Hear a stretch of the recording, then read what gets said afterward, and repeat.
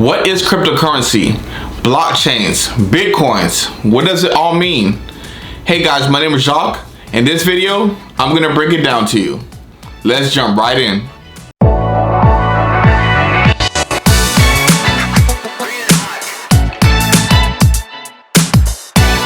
Now before I go into all this crypto stuff, let's go back in time. Even though January 1st is considered the birth date of the internet didn't really start taking off until the 90s, which started off the Web 1.0 internet age, which is roughly around 1990 to 2009. Back in Web 1.0, people mainly logged on to read about things or to get updates. Later on, there was a simple, very linear text feature called the BBS, Bulletin Board System, which you see on the screen here. Can you imagine going on here to look at news or checking sports scores? Also at that time, which is crazy now, running advertisements were banned. Another example is in e-commerce. A Web 1.0 e-commerce store would simply have a catalog which you can just view products and services. There might be a button to order, but usually there was just an email address for you to place that order.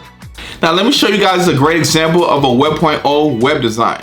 I'm going to show you a website called cameronsworld.net, which you can go and it'll be in the description box below. It's kind of giving me the old MySpace vibes.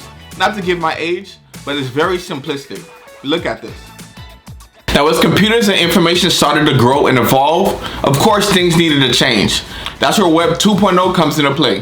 Now Web 2.0 is considered the social media stage, which started around 2003 to the present time. Now Web 2.0 refers to websites that emphasize user-generated content and ease of use.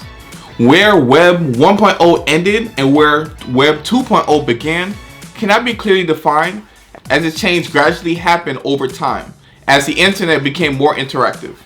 Another key feature of Web 2.0 is that internet applications allow sharing and collaboration opportunities to help people express themselves online, where Web 1.0 you didn't really have a way to do so. Now let me give you some examples of Web 2.0 hosted services.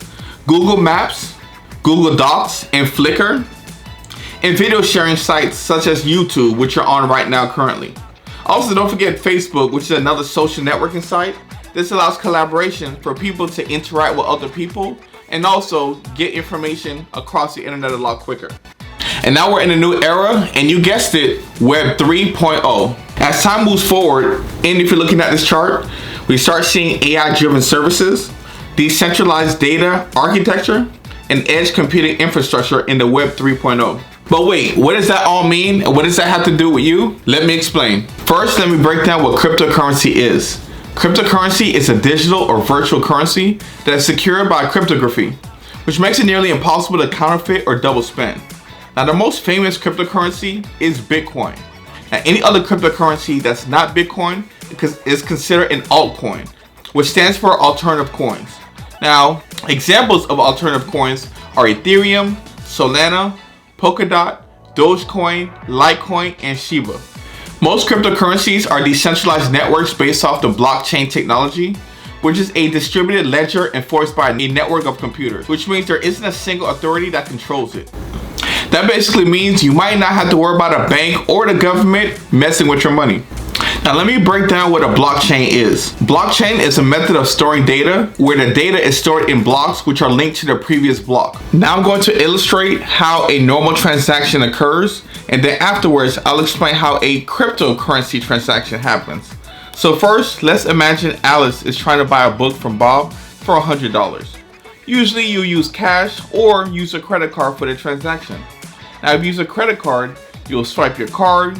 Your bank will have to double check to see if there's funds in the bank. The processing fee gets charged, so forth and so forth. Now with cryptocurrency, all that changes. First, let's start off with a hash. A hash is a unique combination of letters and numbers, and it's like a fingerprint for the data in a block that's always unique to every block in the blockchain. Where the data in a block changes, the hash will also change. So hence in a transaction, if the amount that Alice is sending to Bob changes from $50 to $100, the hash of the block will completely change. It's kind of like a fingerprint. A block also contains the hash of the previous block, hence forming a chain structure. Combining the above three, this is what a blockchain will look like. Now, if a transaction in any block changes, the hash of the block will change. And when the hash of the block changes, the next block will show a mismatch from the previous hash that was recorded by it. This gives blockchain the property of being tamper resistant, as it becomes very easy to identify when data in a block has changed. And every time a new block of transactions has to be added to the network, all members, which are the nodes of the network, must check and verify if the transactions in a block are valid. If all nodes in the network are in agreement, then the transactions in a block are correct, then a new block will get added to every node's blockchain. This process is called the consensus. Therefore, any attacker who tries to tamper with the data on a blockchain must tamper with the data in the majority of the computers in the peer-to-peer network. This is how blockchains proves to be a secure method of storing data.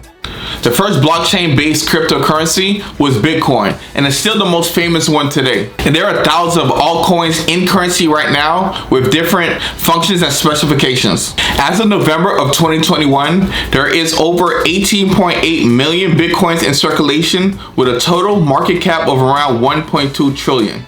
Now, only 21 million Bitcoins will ever exist. Now, this will preventing both manipulation and inflation. Now, let me give you guys some advantages and disadvantages of cryptocurrency. So first, cryptocurrency makes it easier to transfer funds directly between two parties without the need of a trusted third party like a bank or a credit card company. These transfers are instead secured by the use of public keys and private keys and are different forms of incentive systems. Also, you can avoid those steep fees that banks typically charge and avoid those fees for wire transfers.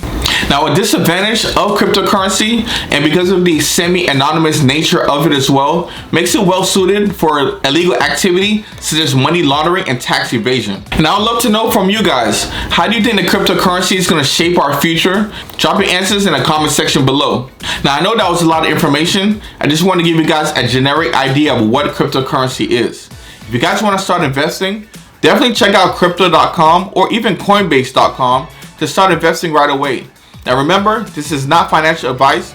Any investing that you do, you definitely want to talk it over with your financial advisor, or do it by doing your research first. And that's all the time I have for today. Man, if you love this video, make sure you smash that like button. Subscribe to my channel if you haven't done so already. And make sure that notification bell is on, because I have more videos that's coming about talking about investing and things like that. And always, guys, hope you have a great day, great week. And I'll see you in the next one.